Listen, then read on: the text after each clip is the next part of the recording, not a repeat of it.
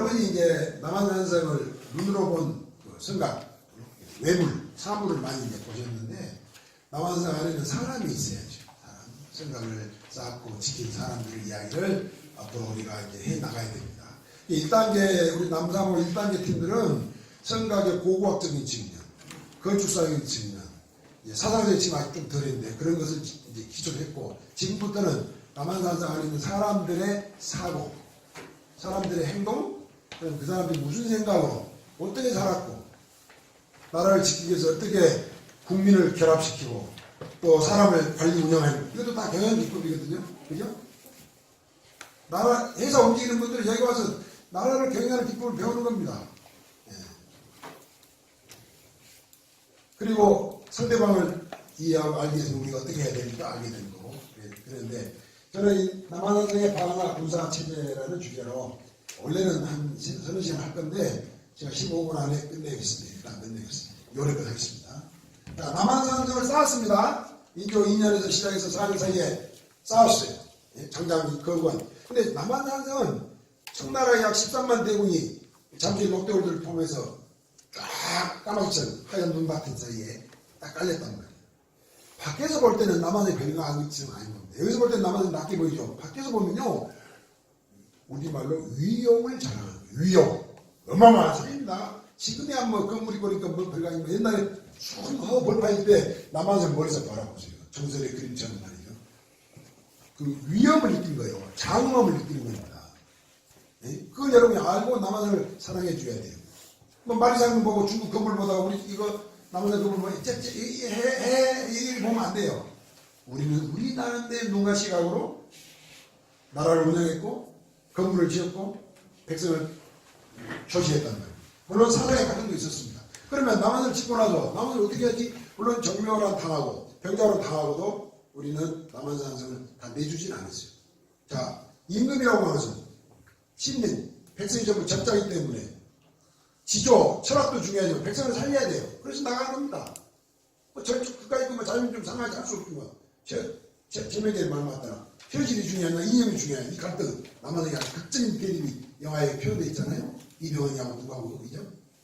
극적인 갈등 이것이 남한산성에 우리가 많은 스토리텔링이 나올 수 있는 거고 뮤지컬 판소리 우리가 다 만들고 영화까지 만들잖아요. 이 남사모가 뿌리 씨앗입니다. 수원화성도 마찬가지. 남사모 20년 동안 우리가 노력해가지고 이런 건물이 되고 세계유산이 된 거예요. 우리가 뭐 얼마 전에 남한산가 무슨 유산 되겠어? 예? 무슨 이제부터 이런 게 있었다. 도의사 남한산가 무슨 세계유산 되겠어? 우리 그때 저도 그냥 비웃었어요. 그런데 웬걸? 이렇게 만들었단 말이에요. 그러니까 자기 것을 비하시키지 말고 내 것을 귀하게 여길 줄 아는 시각이 그런 바라보는 시각 사진처럼 세계유산을 만든 것 같아요. 그래서 우리가 씨를 뿌리고 여러분이 이제 잘 가꾸는 운동을 같이 해야 될 필요가 있습니다. 어떻게 지켜야 될까? 저도 뭐 대충 지났습니다. 근데 이제 한 5, 6년 동안 연구하면서 남한을 지키는 문제가 보통이 아니더라고요. 그래서 간단하게 말씀드리겠습니다. 자, 시간 수업 끝나왔습니다. 사바스미 오달제가 중국 신화에 끌려가면서 신의주를 건너서 심한가에 가는 길에 뭐 여러 가지 뭐 봉황성도 지나고 청성리 고개를 넘어서 심한에 가야 됩니다. 심한 허벌판을 지나가면서 인질로 끌려가죠. 대동강을 딱 건너기 전에 어버이를 생각하면서 지르는 시가 있습니다. 같이 한번 읽어보겠습니다. 풍진 남부 각부 평안이 수위 상군 유차이 별일 양하 동 배모함 레시 일자 독추 정하니 길거 이부 삼천견하 립선 공비 촌 초청한 관세 도유 서경무하니 차생 하루 경기경인가 이런 이제 시를 지었어요. 난리의 남북으로 부패같이 흩어졌더니 이렇게 아주 갈 줄을 누이 알았습니다. 어머니 이별한 날 두 아들을 자랐더니 올 때는 한 아들이 홀로 뜰에 나가네. 옷깃을 끌고 나왔으니 삼천의 겨울을 저버렸고 옷깃을 바라보니 어머님 생각은 간절하구나. 관풍붓길에 길은 멀어 저녁에는 저무는데 이 몸은 무슨 길로 다시 돌아가 어머니를 뵈고 기가 막힌 그러잖아요. 철을 살리려고 지조 하나 때문에 사막산 한 사람으로서 나라를 대신해서 인질로 잡혀갈 때 누가 먼저 가겠다고 하겠어요. 서로 양반들 자기 자신들 부모들 공연 안 보내고 난리 파인데 사막산은 나라를 대신해서 그 존재 대연원적 명부사상 아니면 갈 수가 없는 그런 지조를 가지고 갔습니다. 그 사람들은 홍문간에 신진 기회들이에요. 아주 나라를 이끌면 그 신세계 고연지기가 있는 그런 학자 선비들입니다. 이런 사람들이 서막사로서 오늘날 우리에게 존경을 받는 것은 그런 겁니다. 또 그런 한편으로는 현실주의자들 국방을 튼튼히 해야 되니까 군제 제도를 정비해야 되고 특히 임진왜란 이후 임진왜란 이후 당하고 또 정부가 오래 당하기 때문에 반성을 해야 됩니다. 자, 임진왜란 이후에 국가체제가 크게 바뀌는 것 중에 하나가 국방체제가 바뀌는데 국방체제에서 조선정의를 오일하게 해가지고 의원이 용량이 5분의 중자의 충무의 이런 체제로 나라를 운영했습니다. 임진왜란 이후에는 5군형 소군체제로 군사제도가 대폭 바뀌어버려요. 그래가지고 특히 명나라하고 이제 친명애교를 맡게 되고 청나라로 배척하는 친명 반청 애교 정책 때문에 혼란이 일어나거든요. 외교노선이 바뀌어가지고 일어나는 겁니다. 자, 형제관계에서 군신관계를 요구하니까 외교노선이 있을 수가 없죠. 오랑캐는 뭐 우리가 때로는 믿을 수 없고 명나라는 우리가 숭배한 나라니까 명나라 말을 들어야지 때로는 오랑캐 말을 들을 수 없다. 이래가지고 그러나 실제 힘을 가진 청나라는 그 누르하치 건주의라고 그래. 건주의. 여진족 건주의는 중국을 쳐들어가기 위해서는 조선에 군병이 좀 필요해. 야 군대 좀 보내야만. 군대를 보내, 말도 보내야 되고 군량도 보내. 보통이 아니죠. 이건 외교상으로 적절히 강요국 때는 등거래 해결을 했는데 서인정부, 인조반정이 서인정부에 들어서면서 숙명 반청 정책을 취합니다. 명나라를 계속 유지하고 청나라를 무시하게. 그런데 실제 힘은 청나라 이기 시작하는 거예요. 그러면 우리가 어떻게 해야 돼요? 이념이냐 현실이냐 똑같은 게 생긴 거예요. 그래서 서인 세력들은 청나라에 대해서 배척하면서 결국 자기들 나름대로 군사체제를 바뀌는데 특히 임진왜란 5군형은 서인들의 권력을 장하는데 행정권과 군사권을 장하는 중요한 시스템이 됩니다. 그런데 중요한 것은 이 당시 중국에서도 우리나라에서 중요한 군사 기술상의 큰 변화가 일어나는데 그것이 명나라의 장군 중에 하나인 척경왕이 쓴 기호신설한 책이 우리나라에 도입되면서 이른바 절강병법이라는 소위 포수, 살수, 사수라고 하는 이 3수명 제도를 근간으로 한 군사 운영체제가 들어와요.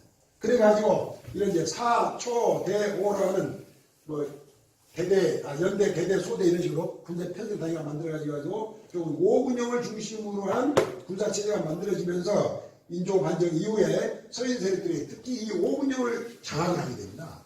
그래서 5군형 중에 시간이 없기 때문에 5군형 훈련 도감, 이렇게 어영청, 금영, 총육청 이렇게 각 기관마다 담당하는 그 역할과 세력이 조금씩 다릅니다. 단 여기서 중요한 건 수호청인데 수호청의 경우는 남한산성을 수척하고 나서 남한산성을 방위를 전담하는 군사기관이에요.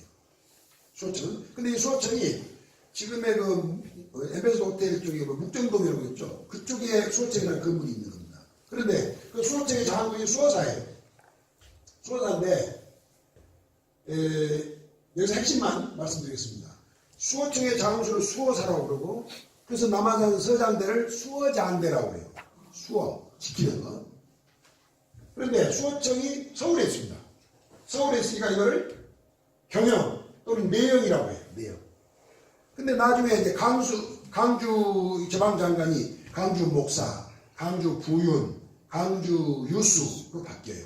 여러분 이제 남한산 송덕비를 보시다 보면 그 비문에 유수 겸 수호사 겸 유수 이런 식으로 많이 나오죠. 그 겸이란 말이 그런 겁니다. 그래서 남한산성에 지키기 위해서 이제 수호청이 담당했는데 강주 유수가 또 있단 말이에요. 그러면 이 역할을 어떻게 군사권과 행정권을 어떻게 해야 되지 해서 갈등이 생기고 유사시에는 서울에서 내려오기 급하니까 강주 유수 네가 할래? 아니다. 수호사 가자. 이게 논란이 있다가 두 개를 체제로 운영하다가 나중에 하나로 통합이 되는데 그것이 초기에는 3년 2부 체제로 움직이다가 나중에는 하나로 통합이 됩니다. 그래서 강주 유수가 남한산성을 관리하게 돼요. 자 그러면 이렇게 군사 제도의 변화, 사람의 변화, 제도의 변화가 엄청나게 많이 있겠죠. 그 시간이 많이 걸리기 때문에 생략을 하고 남한산 송덕비를 볼 때 그런 변화 때문에 수호사 겸 유수가 있다. 그런 것만 기억을 하시면 되겠고요.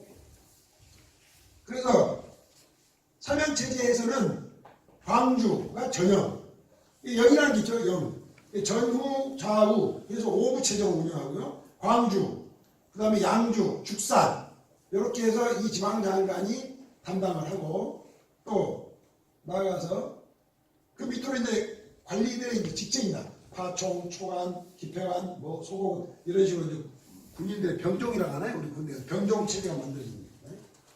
그다음에 서울에는 그렇고 이부 체제일 때는 남한산을 방어하기 위해서는 좌부 여주 목사가 좌부를 담당하고 이천 부사가 우부를 담당해가지고 이렇게 관여를 했습니다. 아병, 마병, 훈어, 마, 복은, 친, 아군 이렇게 만들어가지고 남한산을 지켰던 겁니다. 그래서 총 약 32,000명의 군대를 편성해서 지켰던 것이 남한산성이 내연과 외연 체제일 때, 이원 체제일 때는 약 32,000명의 군대가 편성이 됐고요.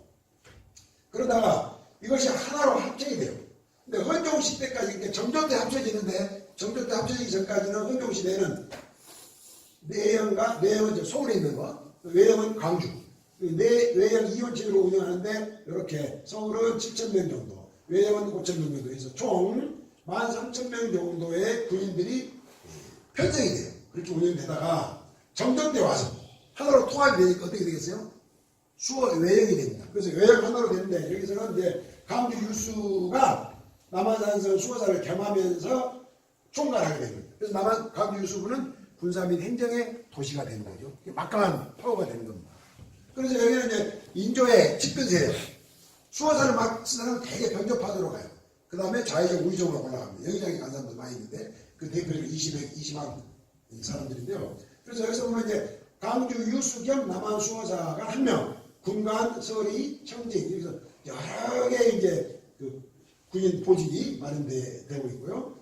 그래서 여기 아래 있는 의승군인데요. 자, 남한산성의 승려들의 역할이 매우 큽니다.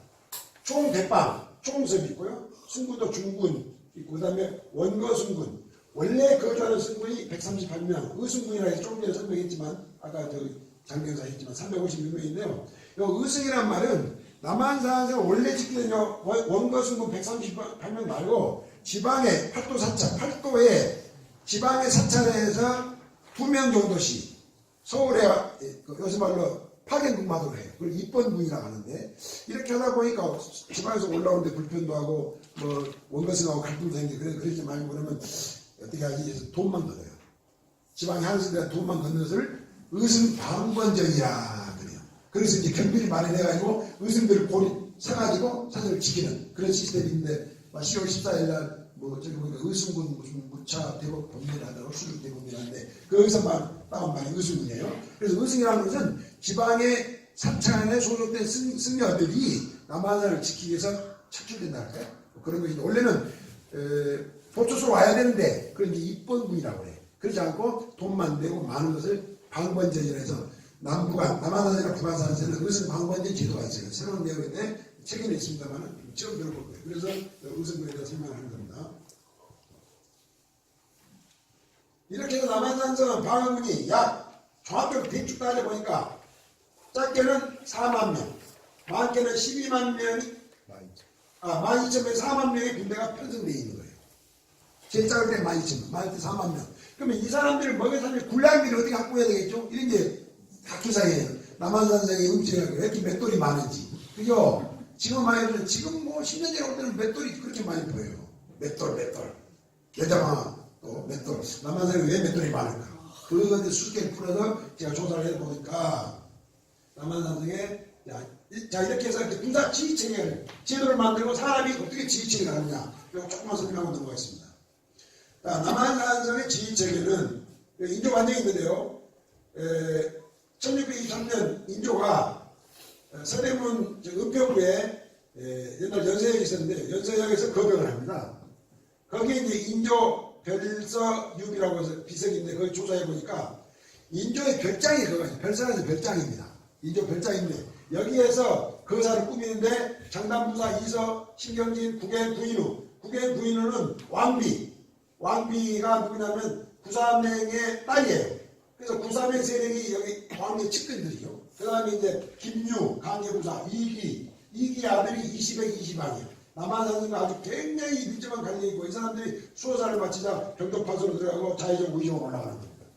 막강한 맨파워들이죠. 그 다음에 최명길, 병조사랑했고 장유, 신기원, 김자정, 이괄, 이중로, 원두표 등 이런 사람 문무관 200명, 부자 약 1000여 명이 꼭 홍대원 쪽도 넘어 연세에서 새벽에 해가지고 본음을 거쳐서 창덕궁 와가지고 장악을 해나가요. 가영을 축출하고. 그래서 인조반정이 되는데 이 인조반정이 등장되면서 서인 세력이 대거 정부를 장악.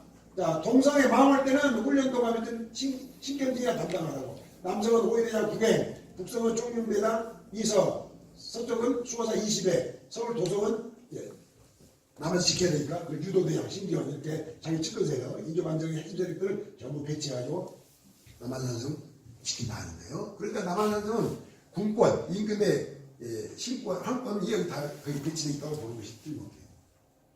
여기 인조 별서 유기비가 은평구 쪽에 부산역 근처에 있습니다. 참고로 보시면 되고. 다음. 자, 이렇게 해서 남한산성 당시에, 호남 당시에 이렇게 배치가 되어가지고 여주, 죽산, 이천, 광주, 판관, 양등 목사가 자, 우부, 전, 중, 후, 영부 제도로 해가지고 관리해서 1991명에서부터 2000명에서 약 11,800, 약 12,000명 정도가 남한산을 지켰어요. 자, 잠식벌은 약 12만 내 13만 명. 물론 뭐 한 3만 명 정도가 잠식벌에 뻗쳐 있지만 12만 명이 다 온 건 아니고요. 그래서 약 10대 1? 10대 1 정도로 병력으로 싸우는 겁니다. 거기에 힘이 된 것이 남한산 자체의 건물이기도 하겠습니다만은.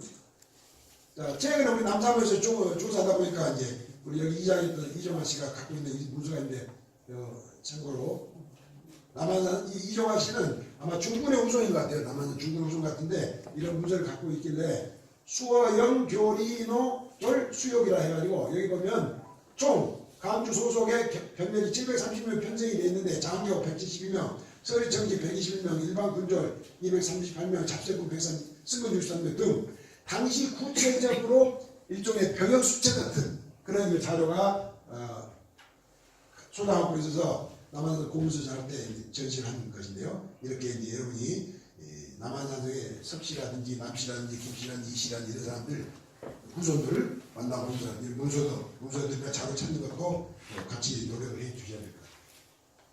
남한산의 과거 시절, 이제 세시 정강인데요. 어떻게 할까요? 끝낼까요? 아니면 좀 더 해야 되나요? 조금만 더 끝낼게요. 사진만 몇 개 보겠습니다. 이렇게 해서 남한산성은 군사 제도를 만들었고, 그러면 방어를 하려면 산성 주변에 시설을 만들어야 될 거 아니에요. 그래서 크게 이제 아까 말한 것 같이 옹성제도, 옹성 시스템이 발달했다는 거, 그다음에 돈대가 남격대에 설치되어 있다는 거, 그다음에 군포, 안문 등등이 있었다는 걸 참고로 하시고요. 이걸 다 하시는 겁니다. 제가. 자, 송덕비. 연무관, 군사훈련한 장소죠? 연무관. 다음에는 한문도 많이 하시고 서예도 하시니까 여기 글씨들이 있어요. 남사부 회원들이 글씨 써가지고 서예전을 하면서 풀이도 한번 해보시고 아주 어려워요. 주역이나 시경, 사소오경 다 알아야만이 풀 수 있는 문장들이에요. 조사주의인데 어떤 이런 글귀도 한번 써보시고 그리고 글씨도 써서 전시하면 더 좋겠다고 생각이 되고요. 옹성 이렇게 쓰죠. 이 옹성의 요 부분 있잖아요. 요 부분을 흔히 용도라고 그럽니다. 용도라고 그래요. 하다 좀 어렵긴 어렵는데 쓸 수가 없나요? 용도. 점 찍고 쓸 용자, 용용자. 그다음 딜용자. 점 찍고 길용자. 쓸 용자. 용도라는 게. 이게 통행로입니다. 통행로. 여기가 포로가 있으니까 여기가 포로가 있으니까 원성하고 연결되는 통로예요. 그 좌우에 이제 성벽이 있고요. 이런 옹성이 5개의 발달되어 있다는 성곽 시설상의 특징이다 하는 걸 알 수 있습니다. 옹성에 이제 포로 부분이 있고 지성 이렇게 밖으로 돌출된 부분 지성으로 쭉 연결되어 있는 겁니다. 자, 가보셨습니까? 기억나고요. 남장대도 오늘은 안 가봤지만 남장대는 1홍성, 2홍성, 3홍성이 있는데요. 이게 1홍성 멀리서 보면 정경이고 1홍성 앞에 정면에 포수는 구멍이 있어요. 포수. 2홍성도 이렇게 포루가 있고 포혈 이렇게 촉포는 구멍이 3개씩 있습니다. 3개씩 있어. 이 남한성에 이제 옹성과 포루 시설이 있다는 점. 그러니까 화살 전투에서 화포 공격을 할 수 있도록 성곽 시스템이 갖춰져 있다는 점에 좀 주목을 할 필요가 있어요. 남홍성의 경우 안 가봤지만 이렇게 포루가 이렇게 하나 둘 전면이 있죠. 그 다음에 여기까지 가보실 걸로 봅니다만은 남문에서 남쪽으로 바라본 한국 도시 있는 데가 여기인데 이게 일종의 돈대입니다. 강화도 돈대랑 전혀 다르죠. 그죠? 약간 이제 원형으로 삥 둘러 있어가지고 석축해가지고 안에다가 포시설인데 제가 한번 남녀 답사하면 여기 안에 들어가본 적이 처음이고 지금까지 가보진 않았어요.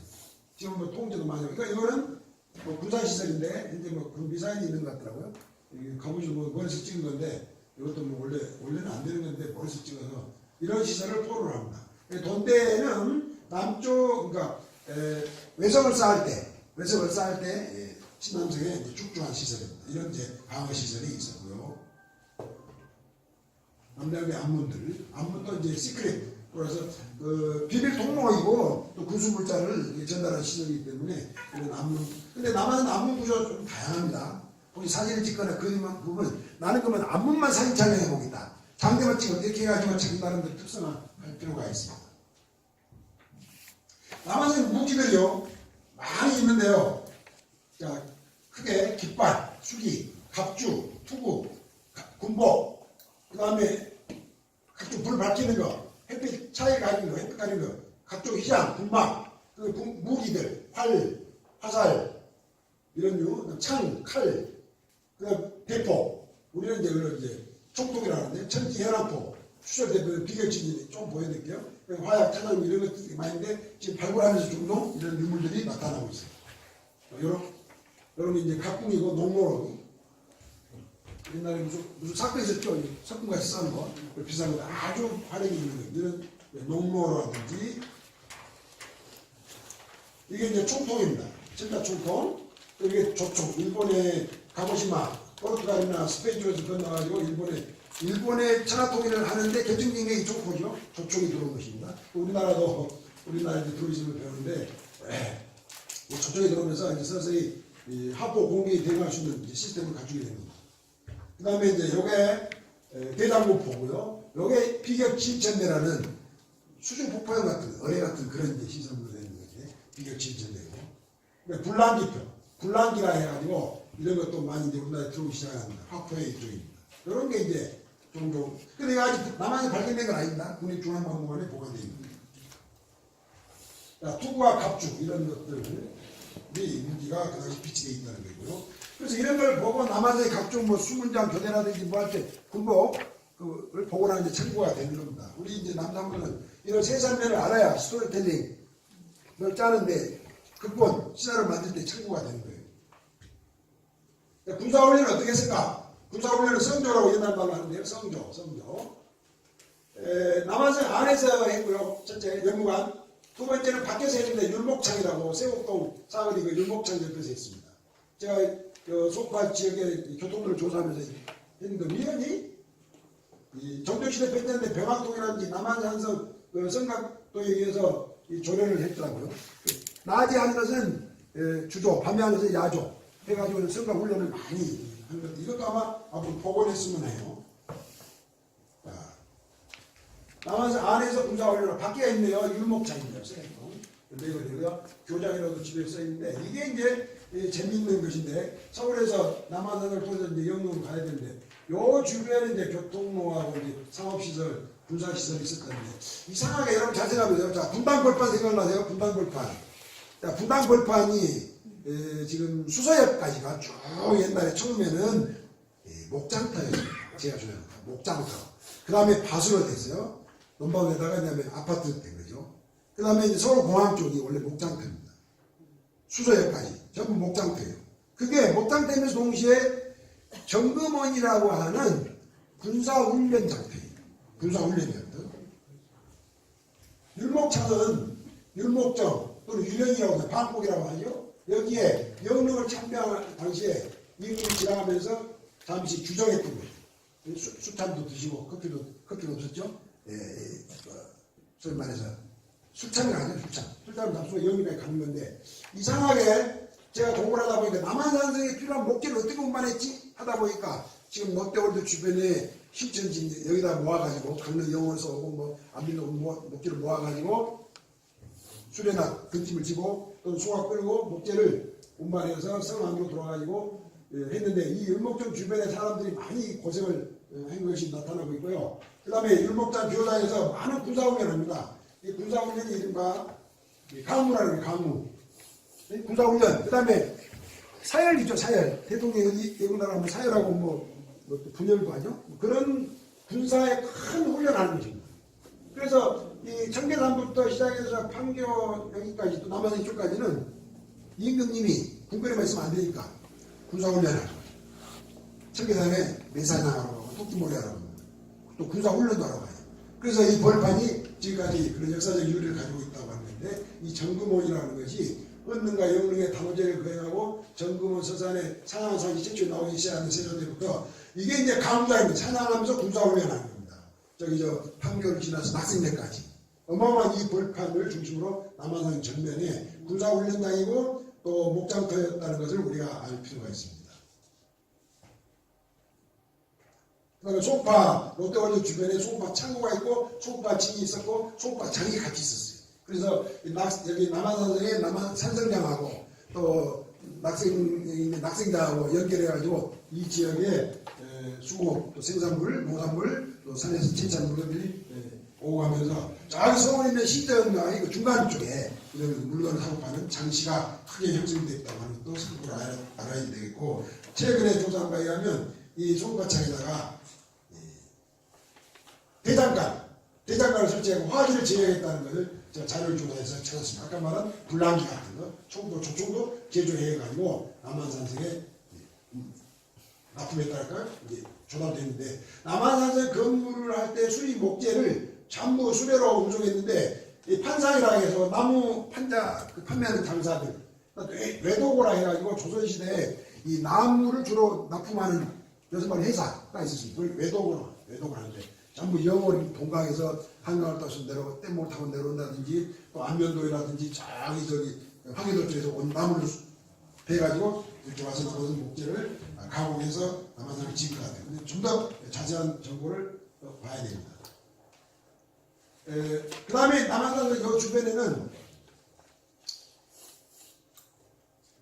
소파에는 신천참이라는 파발이 있었고요. 그 다음에 아까 말한 그 유련도에는 율목참이 있었고 건복리, 오전리라고 하나요? 건복리에는 이 건복참이라는 파발참이 있었습니다. 그래서 강주 경안으로 해가지고 저기 이천으로 해서 수안보로 해서 부산까지 가는 이 파발 노선이기도 합니다. 그런데 신기하게도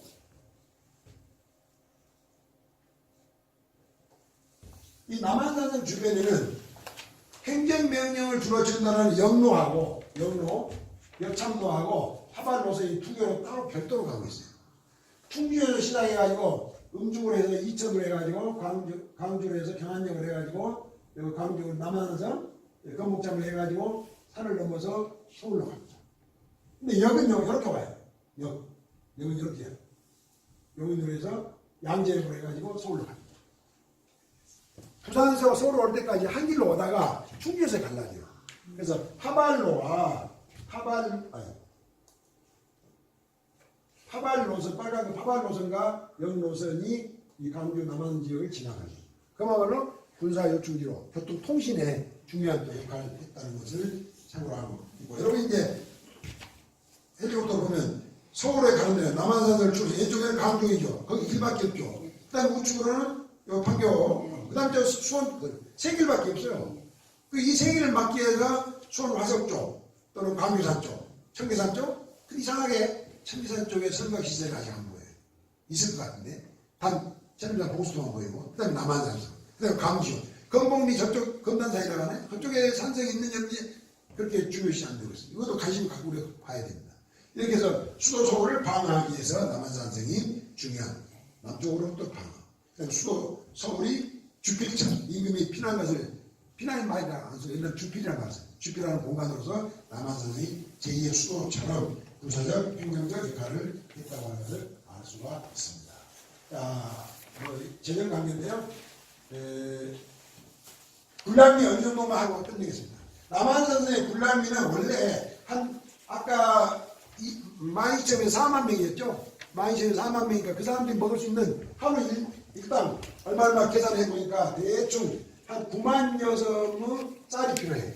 곡식이 필요한데 실제는 2만 2천 정도밖에 없었다고 그러는데 시대별로 보면요. 초기에 이서가 남한산을 축성할 당시에 한 4만 여성 정도의 군량을 비축했더라고요. 그 다음에 활동때 5만 석, 숙종때 6만 6천 석, 영종때 5만 9천 석, 정종때 5만 8천 석 이렇게 군량을 비축해야 된다고 주장을 해요. 그러나 실제는 12만에서 2만 정도의 비축을 하게 됩니다. 자, 12만 섬에서 2만 정도의 군량을 비축을 해야 되니까 남한산에 뭐가 있어야 돼요? 많은 창고가 있어야 되겠죠. 남한산 그림 보면 창고들이 수창고 시작해서 뭐 군기는 구슬을 짜고 나머지 창고들이 꽤 많은 이유가 거기에 있는 것이고 그러면 이런 군량을 어떻게 정부에서 모았을까? 오늘 다음 기회에 연구를 한 결과를 말씀드리겠습니다. 다 하면 안 되죠, 그죠? 그럼 필요한 일상 생활 필수품. 제일 중요한 게 소금, 숯, 간장. 조선 간장. 그 중에 우리 간장이 얼마나 간장과 소금이 중요하겠어요. 이 사람에게. 그 추운 겨울에 말이지. 40 며칠 동안 견디고 숯하고 보관했던 그런 매립차가 많이 보이고 있어요. 장독 때까지 나오죠. 구운 소금 구운 거, 그다음에 숯, 감정이 군포 개조해서 발굴하는데 이런 것이 남한성의 보장처로서 비상해 놓은 것이 입니다. 남한산성은 우리가 외곽에 보이는 성곽 건물도 중요하지만 그 사람들이 추구했던 사상 이념이 뭔가 하는 것을 결론으로 해보고 싶은데 시간이 없어서 가장 남한산성에 있어서 중요한 것은 아까 팔도 성녀들 또 성군들이 역할을 했고 또 팔도 국민들이 협력해서 남한산 샀다는 것을 강조하고 있는데 철학적으로는 화자입니다. 그래서 인하관이라고 객관을 우리가 보관했죠. 인하관은 객관입니다. 객관. 사신들이 먹을 수 있는 공간이에요. 그 다음에 남문을 지하문이라고 했죠. 지하문. 이 화자를 풀어가지고 남한산을 인문학적으로 어떻게 해결할 것인가 하는 것을 지금 여기에 나눠준 종이 쪽지입니다. 앞뒤로 했는데요. 이건 너무 아까워서 100만 원을 줘도 강의할까 말까 하는데 지금 무료로 하려고 하는데 시간이 없어요. 시간이 없어요. 자, 남한산이 아무리 웅장하고 천연의 요새라고 한들 남한산을 지키는 사람이 문 열어줘버리면 끝이야. 그죠? 또 제각각 위치에 인지 맡은 바 있죠. 신지가 있죠. 맡은 구역을 지키지 못하면 헛당해요. 그죠? 장수는 장수대로 쫄병은 쫄병대로 각자 맡은 바를 열심히 하면 산을 지킬 수 있잖아요. 그 이리 희지처럼 일사불란하게 하면 되는데 그게 중요한 게 뭐예요? 사람의 마음을 모으는 거예요. 마음을 어떻게 모으느냐? 우리가 수양해 보이죠. 마음을 여러분 어떻게 관리할 수 있어요? 개표요? 보입니까? 네? 네. 이 마음의 문제를 인조시대는 어떻게 해서 국론을 통합을 하고 장악을 할 수 있었을까? 그 당시 그것을 가르게 한 것이 성리학이에요. 유학이에요. 유학. 그럼 유학에 이르해 주신 상강호는 전부 다 하나로 통합된 거 아니에요. 사람은 임금은 임금대로, 신하는 신하대로, 백성은 백성대로, 부부는 부부대로 각각 역할이 있잖아요. 그걸 분수로 하는데 그걸 지켜야 되는데 안 지키면 흩어지는 거예요. 그래서 나라를 지키는 데 있어서 가장 중요한 것은 천엄, 지리보다, 천시보다, 지리보다 인하가 더 중요하다. 사람이 뭉친다. 요새는 융합, 통합 이런 걸 많이 강조하는데 남북 통합의 시대에 남한산성에서 대통령이 나와야 됩니다. 근데 대통령이 아직도 안 나오고 있어. 남한의 대통령이 나와야 이 화를 풀어서 남북이 통일할 수 있는 기회가 온다고 보는데요. 결론으로 한마디만 하겠습니다. 한마디만 하겠습니다. 아무리 군대가 강하고 아무리 군량미가 많아도 자 1장 첫 페이지 가운데 보면 논어 안연편 중간 부분에 자공이 문정한데 자활 족시 족병이면 민신지혜라. 자공이 정치란 뭐냐고 물을 때 공자가 대답하기를 족식이다. 배가 불러야 돼. 족병 군사가 풍부해야 돼. 그 다음에 민신지혜라. 백성이 따라야 된다. 그 중에 가장 중요한 게 뭐예요? 군대도 필요 없고 먹을 것도 필요 없어. 어차피 사람은 죽는 거야. 그 다음에 남는 게 뭐야? 백성이 믿어야 된다. 백성이 민신. 그 아주 재밌는 말이 많은데요. 집에 가서 조용히 촛불 켜고 현관도 끄시고 촛불 켜고 한번 쭉 읽어보세요. 이거 미쳐버립니다. 멋있는 말이 너무너무 많습니다. 그냥 미쳐버려 지금 바쁘다. 입이 안 열리네. 바쁘네. 네, 좋아요. 부부 간에나 직장과 상사 간에나 나라 운영하는 데 있어서 민이 서지 않으면 나라가 서지 않는 겁니다. 아무리 건물이 또 경제가 발달해도 민이 서지 않으면 안 돼요. 제일 아래 거. 제일 이 페이지 제일 아래에 두었죠. 유시왈 언득천하. 천하를 얻는다는 것은 무엇이냐? 범이 등 민심이라. 민심을 얻는 것뿐이다. 민심을 얻어야 천하를 얻는 것이야. 그래서 민심은 곧 천심이요. 천심은 곧 민심이야. 그죠? 여러분, 남사모의 마음이 뭐죠? 남한사를 사랑하는 모임입니다. 남한 사랑은 뭐예요? 관심이요, 배려요.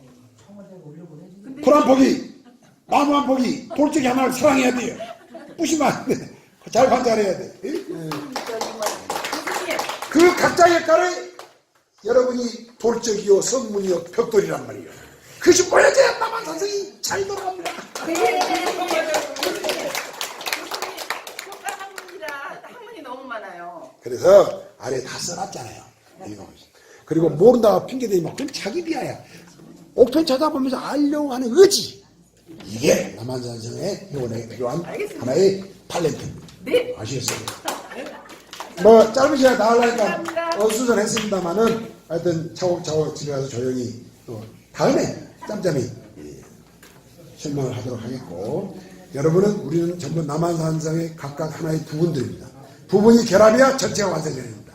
그래서 일이 만이고 만이 하나입니다. 불교 철학의 원효선생의 원유 하나가 다요. 많은 것이 하나다. 하나가 바로 서야 많은 것이 바로 돌아다. 그래서 우리는 남사모의 회장인 김내동, 내동이야 내동. 내동해야 내동이 따라오는 거예요. 이름도 잘 됐어. 감사합니다. 마치겠습니다. 예, 저게 우리 준비를 하셨는데 주실 것도 너무 많은데 오늘 시간이 좀 저기했다고 하는데 아쉬우면 또 내년도 시간은 충분히 있으니까 하기로 하고요. 오늘 아까 하재열 교수님은 정말 앞으로 우리한테 필요한 사진과 관련된 나중에 여기 강좌도 좀 해주시고, 저는 사실은 강의를 듣고 있어요. 등록을 했고 강의도 엄청 쌉니다. 그래서 실제 마음 저하고는 이제 세계사 모임을 같이 하고 있는데 아마 남사모가 업그레이드하는데 큰 역할을 하실 것 같고요. 그 다음에 우리 캉캉 선생님, 캉캉 작가님도 이번에 원래 블로거로서 글을 많이 쓰고 있는데 이번에 그 오늘 행사 전체적인 것을 남사모 카페에 블로그 형식으로 좀 올려주시고, 그 다음에 일부는 또 수정해서 우리 김민 선생님이랑 그 준비하신 내용을 우리 회부에 실토하겠습니다. 그 다음에 그 누구야? 저기 갔네? 박희정 군. 갔네? 여기 있는데. 아, 여기 있습니다. 박희정 군도 오늘 처음 왔지 않습니까? 온 그 소감을 잘 써가지고 우리 나중에 기록물로 남기게 이렇게 준비를 해주시면 감사하겠습니다. 그동안 정말 수고해주신 우리 조병루 교수님께 박수 한번 더 드리겠습니다.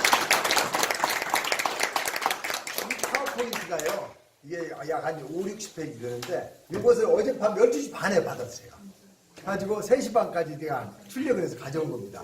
여러분들 가서 읽어보시고 저게 남사모의 발전을 위해서 같이 한번 또 논의할 수 있도록 하고, 그 다음에 우리 지금 기획팀장, 우리 김광일 기획팀장이 남사모가 법인화돼야 되는 이런 과제에 대해서 많은 준비를 하고 있는데, 혹시 법인화되는 흐름에 같이 힘을 모아서 머리를 쓰고 뭐 준비할 때 있으시면 같이 논의를 하고 싶다 하니까 있으시면 남아주시고요. 주미숙 팀장 계시죠? 아침에도 그 좀 깁스하고 이렇게 오늘 수고하셨는데 두 분께 좀 박수 한번 오늘 전보단 명예회장님 그래서 그 해설도 너무 좋았고 감사드립니다. 예, 박수가. 여기에 그 우리 부회장님 중에 우리 김 부회장님이 늦게 오셨습니다. 잠깐 한번 일어나 주시죠. 예, 정말 조병우 교수님이 특강하시는데 그 참석하려고 바꿔도 감사합니다. 버스 안 빌려가지고 네, 감사합니다. 그 다음에 그 회고 편집을 정말 수고해 주시는 우리 이기봉 우리 부회장님, 감사하고. 이 부회장님이 이제 편집을 또 원고도 있어야 되고 거기에 뭐 여러 가지 진행되는 일들을 편집위원으로 우리 김민서 님이 또 도와주시기 위해서 편집위원이 아마 구성이 될 것 같습니다. 여기에는 사진과 글과 기타의 자료들 전부장 교수님한테 많은데 그런 것들이 뭉쳐서 나중에는 1년이 지나면 책으로 또 이렇게 딱 나올 수가 있으니까 이렇게 준비해 주시기로 하겠습니다. 여러분들 오늘 김명기 교수님 지난번에 김기영 교수님. 풍수. 풍수 진짜 너무 수고해 주시고 자료가 사실 전 자료를 봤는데